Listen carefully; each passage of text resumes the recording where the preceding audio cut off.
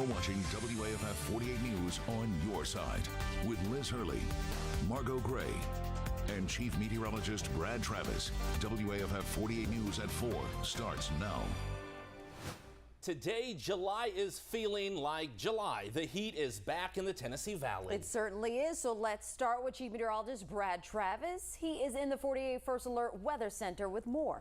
Yeah, we're tracking more storms, too, coming in from the north. It's going to be a close call right along that Georgia-Alabama state line as we go down the road here past about 6 or 7 o'clock. Let's take a look at the radar.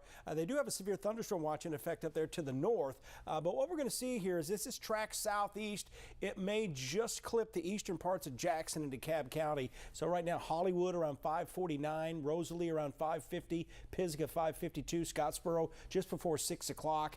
Same thing in Henniger and Dutton, and probably close to 6:30 down the line there in Fort Payne. So again, watching this area, but the other thing that's happening, the heat advisory has expanded and it'll continue through tomorrow.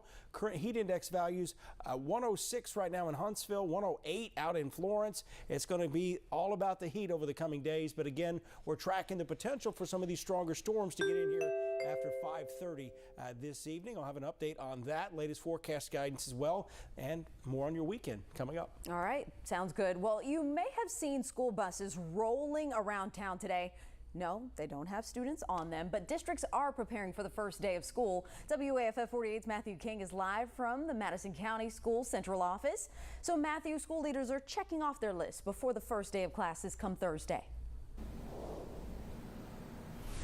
And Margo, I got to see some of those finishing touches earlier today. So some of those buses and school leaders here at Madison County School System alone are responsible for over 200 different buses. School leaders tell me that's a lot of coordination to put it all together. Transportation Director Daniel Spears says his drivers are taking the next 2 days to learn their routes and getting familiar with their school buses. All these drivers are responsible for close to 20,000 different students, making it home safe every day. So Spears says that training is insanely necessary. Now, Spears does say some students could see some delays over the next few days. He adds this is a normal occurrence for this time of year. We use the best data that we've got to build our routes. But, you know, the first day of school is just like it was 10 years ago. Our drivers are going to go down into the subdivision. They're going to be on their route. If the children are at a bus stop, they're going to get on that bus for that first week. And we're just going to try to get everybody where they're supposed to be. School leaders told me they also have made a lot of safety upgrades to make their buses safer overall. I'll have a closer look at what those look like coming up at 5. Reporting live in Madison County, Matthew King, 48 on your side. Investigators in Colbert County are still searching for answers after the tragic shooting death of a 16-year-old in Sheffield. WAFF 48's Aria Pons is live in Sheffield. Aria, today you talked with law enforcement. Are there any updates in this investigation? Nolan, I did speak with Sheffield Chief of Police Ricky Terry, who says there are no new updates really in this investigation, but that he and his officers are working very hard to bring justice to the family. He is still asking anyone in the public to please step forward if you have any new information or you know what happened that night. Now, what we do know is that officers believe it was a drive-by shooting and that the 16-year-old victim was not the intended target. The shooting occurred nearly a week ago on South Nashville Avenue around 1 in the morning. Officers say she was shot in the back once. Neighbors say they heard around 5 shots go off that night, though. I also spoke with Mayor Steve Stanley, who says this is a tragedy. He added that this normally does not happen in the community. She was a student at Florence City Schools. They start back next Monday. Funeral arrangements were made for Saturday at 3 p.m. for the victim, and the victim's aunt started a GoFundMe to help the family with funeral costs. You can find that on our website, WAFF.com. Reporting live in Sheffield, Aria Pons, 48 on your side. A Madison County judge denied a capital murder suspect's request to be tried as a youthful offender. Terrell Otay is charged with a 2021 shooting on Sparkman Drive in Huntsville. We were in court today when Otay was brought in from the jail for his hearing. Prosecutors say Otay was there when a man was shot during a drug deal. Otay will be back in the court next month for a motion to suppress his statements. Otay's co-defendant previously pled guilty. An attempted murder suspect is now in the Jackson County Jail after getting arrested in Tennessee. Jonathan Powell was arrested earlier this year in Lawrenceburg, Tennessee. He's charged with shooting a family member during an argument back in April. Well, a former state representative will spend 13 months in prison after a conviction in a federal kickback scheme. Former lawmaker John Rogers learned his fate in a Jefferson County courtroom this morning. Prosecutors say Rogers filtered funds for himself and colleagues through a grant program that was supposed to help children. Rogers will also have to pay back more than $200,000 in stolen tax money. Huntsville police say 3 men are charged after a pursuit ended when officers laid out spike strips. This on your screen is video from last night right outside our television station on Memorial Parkway. Police say when they tried to pull the car over, the driver, Tyrese Coleman, kept going. He's charged with eluding police. Coleman and the 2 passengers are charged with possession of marijuana. Well, switching gears now, if you are feeling under the weather, join the crowd. There is a summer surge of COVID-19. The current variants circulating are extremely contagious, along with people traveling for summer vacations. This is causing a spike in positive cases.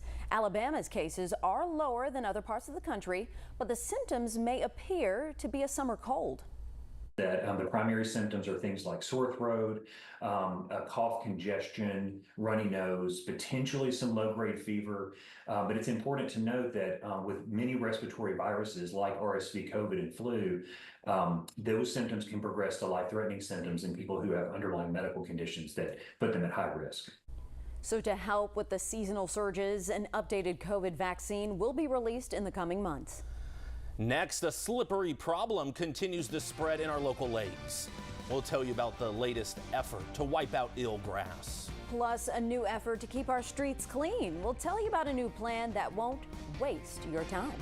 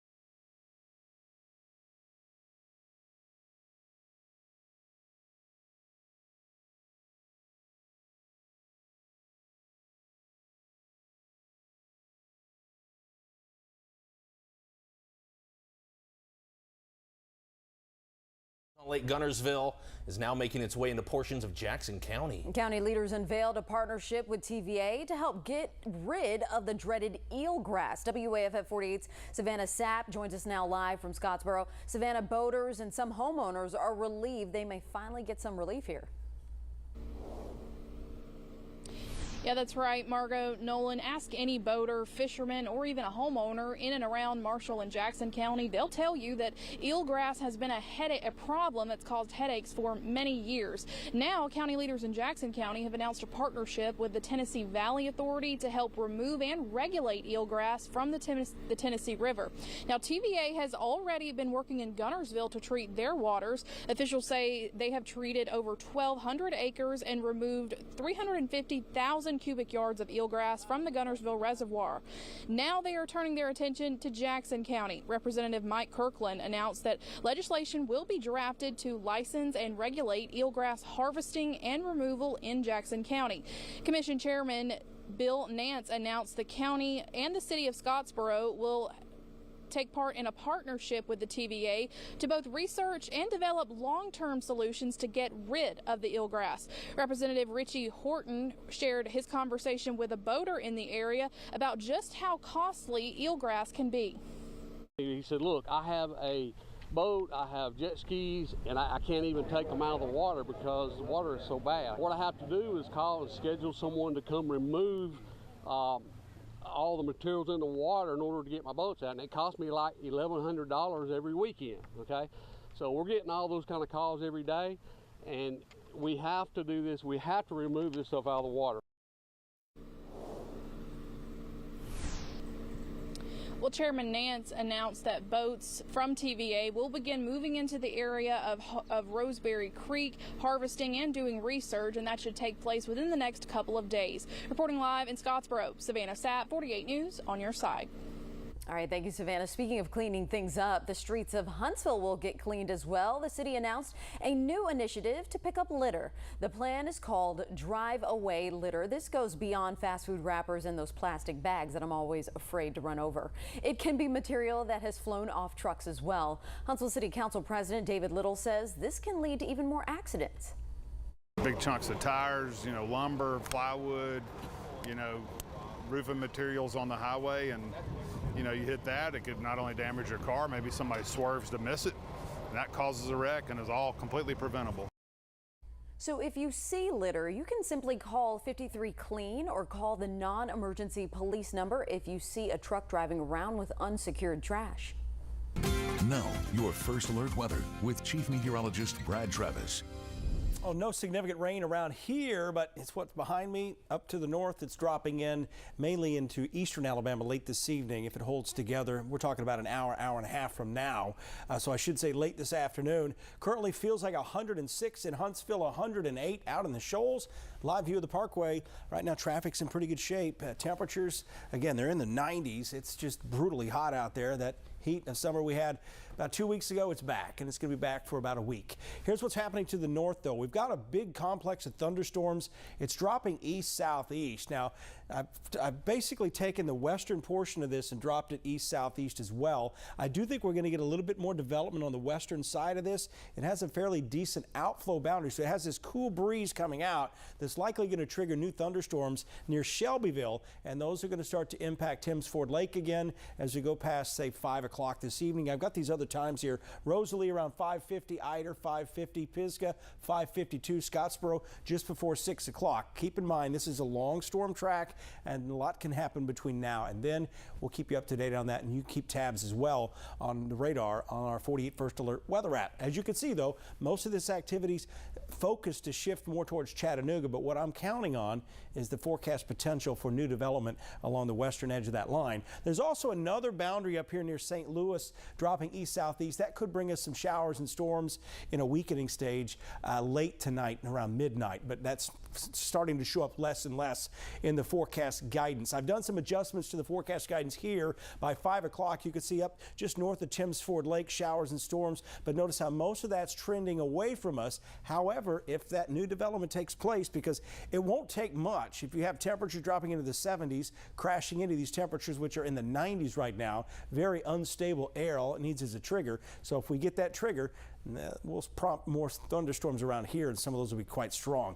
Here's a look at 8:30 this evening, maybe what's left of that complex farther to the north. Notice how it kind of fizzles out a bit, and also notice how we have a lack of rain tomorrow morning. It's just going to be a hot day tomorrow. Heat advisory has been extended all the way through tomorrow evening, and we'll may need one again on Thursday as well. As we get to the afternoon, another area showers and storms mainly northeast of us, and over here into DeKalb County, a spotty shower or two, but overall a drier trend Wednesday and Thursday, but much hotter with highs in the mid and perhaps some upper 90s for a brief period of time, and that heat index approaching 108. Here's our current heat right now. This is what it feels like. 100 Scottsboro, 106 in Huntsville, 108 in Florence, 101 down in Haleyville. just try to beat the heat as best you can. That heat advisory has been extended not only through this evening, but all the way into tomorrow evening as well. Mowing forecast, hey, that gets better, but with that heat, you want to get it done early or as late as possible without disturbing your neighbors, right? And rain chances, again, they are going to peak today for the next few days, and then they'll go back up Saturday, Sunday. Isolated showers and storms, pretty much your typical summertime weather. Quick 10-day forecast, mid-90s all the way through Friday. We drop back into the low 90s over the weekend. Trash Panda's back in town Tuesday. All right, well, thank you for joining us. We hope you are truly enjoying the Olympics. And we will see you back on air in about 45 minutes on Channel 48 for our 5 p.m. newscast. Have a great rest of your day.